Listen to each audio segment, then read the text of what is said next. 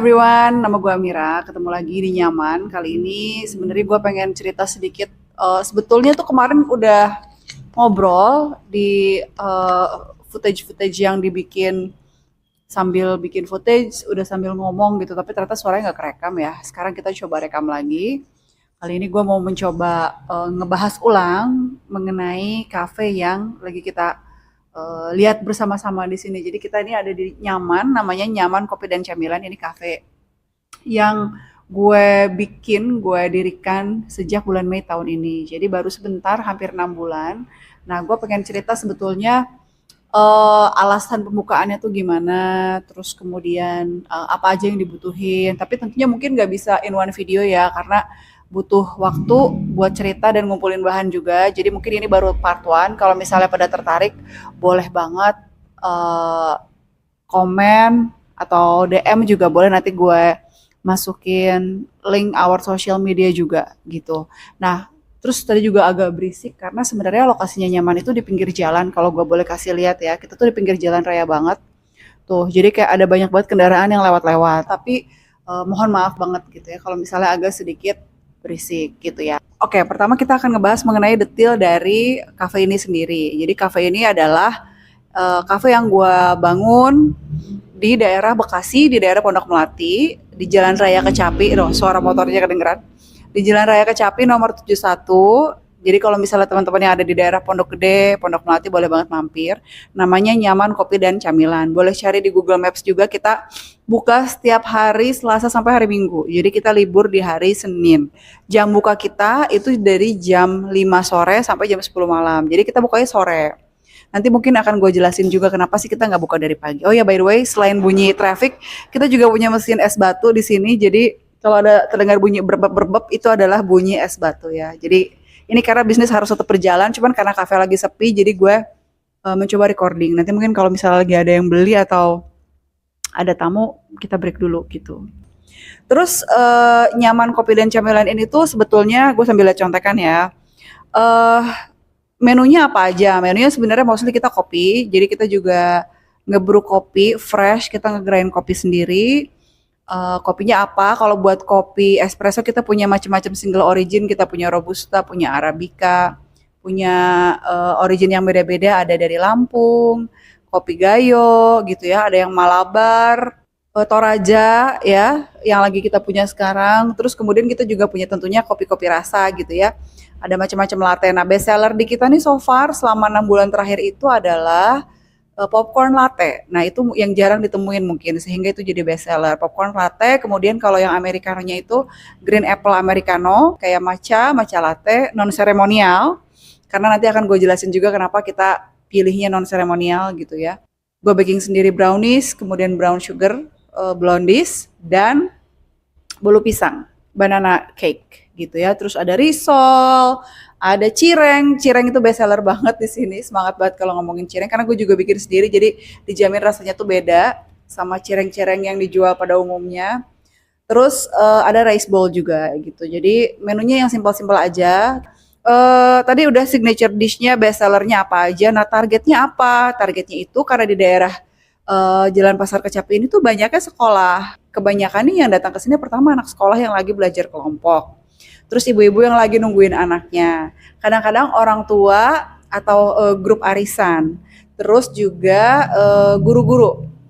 Guru-guru di sekeliling kafe gitu. Nah, jadi itu yang target utama gitu ya, karena kita juga udah observe gitu ya. Tentunya bapak-bapak yang suka ngopi juga bisa karena kita punya smoking tapi itu di luar outdoor gitu. Nah, yang jadi concern kita adalah karena kita tahu kondisi di daerah sini seperti apa, jadi kita nggak tapping yang premium, tapi tentunya dengan kualitas yang tetap dijaga. Jadi kita sourcing beans coffee-nya juga hati-hati kita pilih, kemudian sirup yang kita pakai untuk latte-lattean juga kita tentunya bukan yang merek yang murahan gitu ya. Jadi kita mencoba milih barang dengan kualitas yang bagus. Kita nggak mau taruh margin terlalu mahal karena semua orang bisa afford gitu. Jadi targetnya sebenarnya kenapa sih gue mendirikan cafe ini selain pengen punya cafe dari dulu karena gue suka ngopi.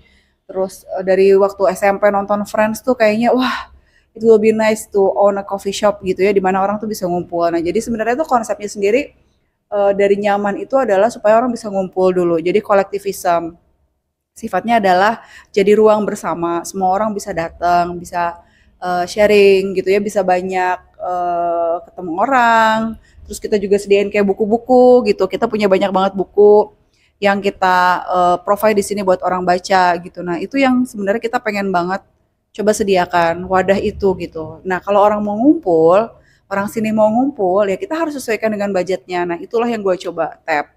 Makanya di sini kita nggak sediain seremonial matcha lah, terus fancy anything gitu ya. Kita mencoba menyediakan bahwa tea, coffee, and all that sorts itu adalah something that you can both enjoy, but also you can favor gitu. Ini bisa jadi sesuatu yang bagian dari healing lo, tapi juga jadi bagian yang bisa lo afford gitu on daily basis atau seminggu sekali gitu. Jadi harga pun juga nggak terlalu mahal. Menu kopi kita itu mulai dari 15.000 per gelas gitu ya. Dan nggak ada harga yang di atas 25.000. Jadi semuanya masih affordable banget untuk menu minuman. Kemudian preparationnya apa aja nih ketika kita mau buka kafe, tentunya cari tempat ya gitu. Kalau gue sendiri karena prioritasnya gue selain buka kafe, gue juga lagi merintis sebuah organisasi gitu ya, social enterprise yang bergerak di bidang remaja dan disabilitas, sehingga waktu gue juga terbagi untuk membangun nyaman dan juga membangun NGO tersebut, organisasi tersebut. Gue juga masih bekerja sebagai Head of Media Advocacy di Yayasan Peduli Sindroma Down di Indonesia. Jadi ada banyak tuh yang dikerjain gitu, dan selain itu juga gue harus warawiri juga karena anak gue ada 3, jadi harus nganter mereka sekolah, les, segala macam. Tentunya sharing role juga dengan suami gitu ya, yang kebetulan kita sama-sama konsultan, jadi kita sama-sama kerja dari rumah. Kadang-kadang aja kalau harus ada workshop, FGD, meeting, kita meninggalkan rumah. Nah itu, jadi kita mencari lokasi cafe itu juga yang memang bisa mengakomodir itu, karena kita punya social enterprise yang lagi kita bangun. Terus ada bisnis-bisnis atau meeting-meeting harus kita lakukan. Kita juga mencari space yang memang sesuai untuk itu. Baik itu dari segi lokasi maupun dari budget. Harga sewanya berapa? Kita sewa ya, by the way. Harga sewa berapa? Beda-beda banget sih sebenarnya. Jadi gue juga kalau menyebutkan nominal, jangan dianggap ini sebagai benchmark gitu ya. Karena kalau menurut gue dapetnya good deal banget dari ownernya, dari induk semang gue gitu. Jadi gue mendapatkan ini tuh dengan harga 48 juta setahun. Harganya sangat murah untuk di lingkungan sini, 2 lantai, di atas juga ada, di atas itu lesehan, karpet, terus ada juga bar, terus ada juga ruang tenang buat teman-teman yang mungkin disabilitas psikososial, atau butuh space buat baca sendirian, atau butuh buat fokus ngerjain tugas sendirian, itu bisa banget, kita punya satu ruang tenang di atas gitu. Nah, jadi ada 2 lantai, sewanya sekitar segitu. Tentunya akan bervariasi banget, mungkin ada yang lebih murah, ada yang lebih mahal ya, tergantung posisi, lokasi, kemudian kesiapan ruangan gitu. Nah, ketika gue memasuki, ketika lihat-lihat, awalnya ini ruangan tuh udah rapi banget, jadi gue nggak harus ngecat lagi, nggak harus refine lagi, udah dipel, udah rapi. Jadi dari tenan sebelumnya juga rapi banget. Jadi gue tinggal ngisi gitu. Gue nggak punya konsep buat kayak temboknya harus cat apa, nggak ada. Gue cuma punya konsep bahwa it has to be comfortable, harus punya akses yang baik buat teman-teman disabilitas dan juga lansia. Kemudian harus punya vibe seperti small cafe di Jepang dan Korea gitu ya, karena kiblatnya ke sana. Jadi hanya itu aja requirement-nya. Nah kemudian apalagi ya tentunya kita mengisi itu juga budgetnya beda-beda. Kalau gue bener-bener semuanya dilakukan berdua sama suami gitu. Jadi kita browsing coffee machine, kemudian rak buku, sofa ya, terus painting. Jadi semuanya itu dipersiapkan dan dicicil gitu ya, karena kita juga bukan yang datang dengan budget yang uang yang gak ada serinya gitu. Kita juga ada budgetingnya lah. Untuk sofa budgetnya berapa, untuk bar berapa. Mesin kopi yang paling penting ya. Mesin kopi itu sebetulnya lagi-lagi ada macam-macam banget jenisnya. Ada yang murah banget, ada yang mahal banget. Punya gue pakai Guerrero. Gue tahu itu sebetulnya mesin kopi rumahan, tapi dengan kapasitas dan ritme pembeli nyaman yang udah 6 bulan ini mulai kelihatan nih patternnya, itu masih cukup mumpuni dengan pacingnya, kita tahu jam sibuknya. Kemudian dari jam buka kan kita cuma 5 jam. Jadi ada banyak waktu rehat, mesin kopinya nggak terlalu banyak di gedur gitu ya kalau pakai bahasa Sunda. Nggak terlalu banyak digedur, terlalu berlebihan. Sehingga sampai sekarang alhamdulillah masih berjalan dengan baik gitu. Tapi tentunya harus ada pemeliharaan. Nanti mungkin bisa aku link juga videonya tentang si mesin kopi ini gitu ya. Aku lihat ada di channel YouTube-nya Ray Maringka itu ngebahas tentang mesin kopi ini secara detail banget, dan video itu juga yang memutuskan akhirnya oke lah gue milih yang ini gitu. Kemudian eh, supplier kopi kita tuh kita masih belum fix gitu. Jadi kita masih coba nyoba-nyobain kopinya dari mana aja. Kemarin kita coba dapat dari Lampung. Terus ada juga supplier dari Bandung yang menyediakan macam-macam kopi dari macam-macam origin. Terus kita juga sering banyak sharing juga sama langganan. Kita tuh udah baru 5 bulan tapi udah punya banyak banget langganan tetap yang sering banget nge-share kayak, Kak gue habis jalan dari mana nih, cobain kopinya ini enak gitu. Jadi bersyukurnya karena ini memang community base di Nyaman, gue sangat terbuka banget dengan masukan dan saran-saran gitu ya dari konsumen kita gitu. Jadi kalau misalnya ada yang bisa nyaranin enaknya kopi Lampung yang ini, atau misalnya kayak kalau lu bikin americano kayaknya kurang nendang nih, lebih nendang yang ini. Nah gue sangat terbuka banget dengan saran-saran dan masukan tersebut gitu. Nah dan itu juga bagian dari kelebihannya ya menurut gua dengan adanya kafe yang dibuka saat ini di sini, dengan karakteristik pembeli yang udah gue kenalin, kita tuh lebih banyak berinteraksi ngobrol, dan mereka tuh betah banget ngobrol di sini berjam-jam. Main I don't mind that at all. Di sini kita punya free wifi, cepet juga wifi-nya gitu. Jadi ya menurut gue ini membangun kedekatan juga. Ya, alhamdulillahnya kalau dari feedback itu banyak yang bilang bahwa kopi kita tuh bagus, kopi kita enak, kopi kita punya karakter sendiri gitu ya, karena kita juga ngeblendnya, milihnya, proporsinya juga kita coba secara careful, terutama buat kopi-kopi yang memang house blend, yang dimix dengan latte misalnya, dimix dengan latte rasa-rasa gitu. Nah itu juga kita coba mencari balance yang tepat gitu. Nah untuk yang single origin kita coba provide macam-macam. Kekurangannya ya sama gitu ya, karena buka kafe itu bukan bukan hal yang konstan gitu ya. Jadi ada kelebihan, ada kekurangannya. Kalau di sini tuh udah kebaca banget pattern sepinya tuh di tanggal-tanggal berapa, karena ini tuh bukan kayak di perkantoran yang everyday people will be looking for coffee gitu ya. Ada satu orang yang beli gitu.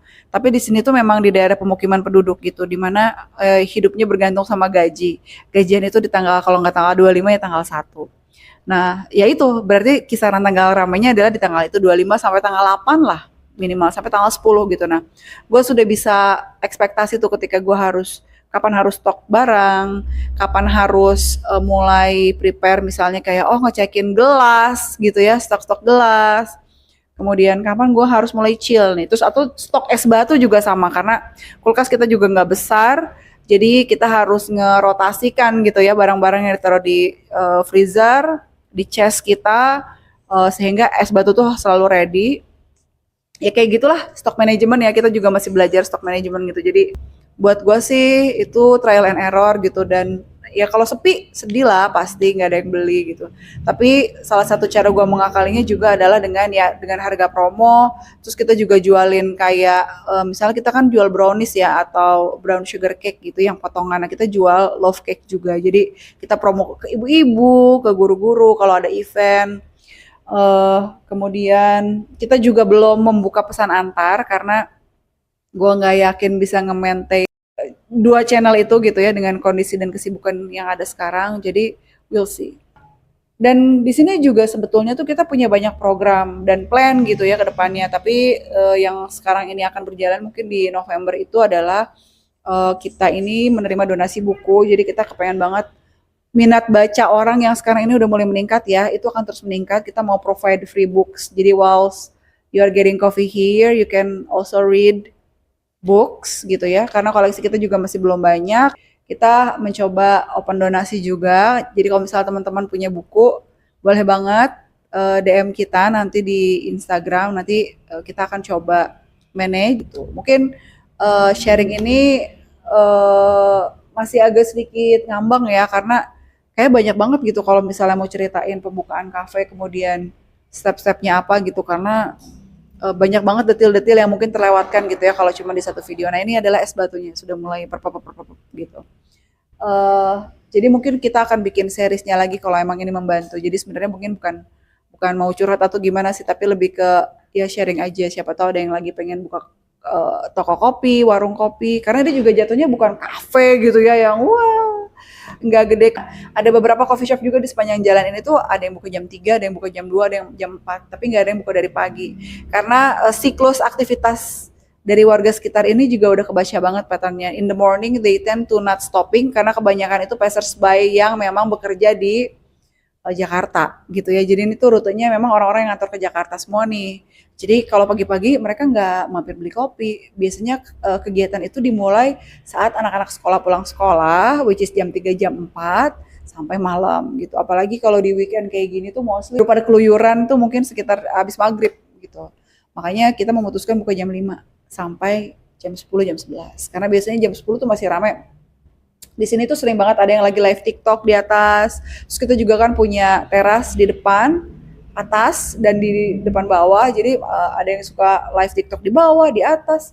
Ada yang kerja kelompok, ada yang baca buku dan semuanya tuh menyenangkan gitu ya. Ngelihat semua orang punya kesibukannya masing-masing itu membuat gue merasa happy dan nyaman gitu. Tapi ya on slow days like this, di cafe yang lagi sepi kayak gini ya itu juga sedih gitu. Tapi ya gue berusaha untuk mengisi waktunya misalnya dengan stok kayak bersih-bersih, ngepel, terus apa masangin label gitu ya, hal-hal yang memang gak sempat dilakukan kalau tokonya lagi rame gitu. Terus kemudian juga ngecekin buku, lagi-lagi gue lagi sebenarnya gue udah namatin buku ini di awal bulan, cuman gue lagi baca ulang karena ada part-part yang cukup oke by the way. Nanti kalau misalnya kita mau bahas buku juga oke banget. Ini bukunya ML Rio, judulnya If We Were Villains. Ini versi bahasa Inggrisnya, gue nggak tahu ya ada versi bahasa Indonesia atau enggak. Tapi ini bagus banget dan di dalamnya tuh banyak banget ngebahas soal Shakespeare. But ya I digress. Ada banyak banget buku yang pengen gue bahas juga kalau misalnya nanti kita mau bahas soal buku juga boleh. Bagaimana dengan cash flow management? Nah nanti mungkin I will discuss about that on separate episode gitu karena jujur gue belum bisa cerita banyak ya karena ini masih pendek banget nih durasinya. Kayak kerja juga kan biasanya ada masa probation ya kan, jadi menurut gue ini tuh masih di dalam masa probation. Tapi yang jelas itu tadi gitu ya, kafein itu sebetulnya fungsinya awalnya adalah buat community base dulu dan buat ngebangun tidak hanya nyaman sebagai kafe tapi juga my social enterprise gitu. Jadi ini juga berfungsi sebagai kantor kalau kita ada meeting, kalau misalnya kita ada project FGD, ini juga dipakai. Jadi kalau misalnya netnya, apakah masih cuan? Masih cuan. Tipis, tapi masih cuan. Berapa? Nah berapanya itu bervariasi banget karena di bulan-bulan awal tuh rame, terus kita di bulan Agustus tuh sepi, mungkin karena orang habis bayar uang sekolah segala macam. Terus kemarin September, Oktober nih rame lagi. Jadi gue nggak bisa memukul rata ya berapa per bulannya, tapi secara margin itu masih healthy gitu. Jadi sebenarnya kalau ada yang nanya manageable nggak sih secara cash flow, kalau di gue sih masih manageable gitu. Tapi tentunya kita juga harus pintar-pintar ngatur. Kemudian ada apa ya? Itu tadi pembagian ketika di bulan sepi stoknya gimana? Bulan sepi. Di hari yang sepi gimana gitu ya? Di hari yang ramai itu seperti apa? Oke, makasih banyak udah ngobrol bareng di petang ini ya. Ini jam 7 malam sekarang di waktu Indonesia bagian Bekasi. Mudah-mudahan bermanfaat buat teman-teman yang mungkin penasaran pengen buka warung kopi, toko kopi, coffee shop di daerahnya masing-masing, ngebahas mesin kopi yang mungkin pengen dibeli gitu ya. Kalau misalnya butuh-butuh referensi nanti boleh tanyain aja. Kalau ada yang bisa bantu gue bantu, kalau nggak bisa bantu ya mungkin nanti gue akan coba address di lain waktu. Jangan lupa juga di subscribe, di like video ini kalau memang bermanfaat. Kemudian juga jangan lupa follow Instagram kita juga di akun sosial media kita di @ngopidinyaman. Sampai jumpa di kesempatan berikutnya. Nanti mungkin kita akan bahas soal buku atau bahas soal kafe dan masih banyak lagi. See you around. Bye-bye.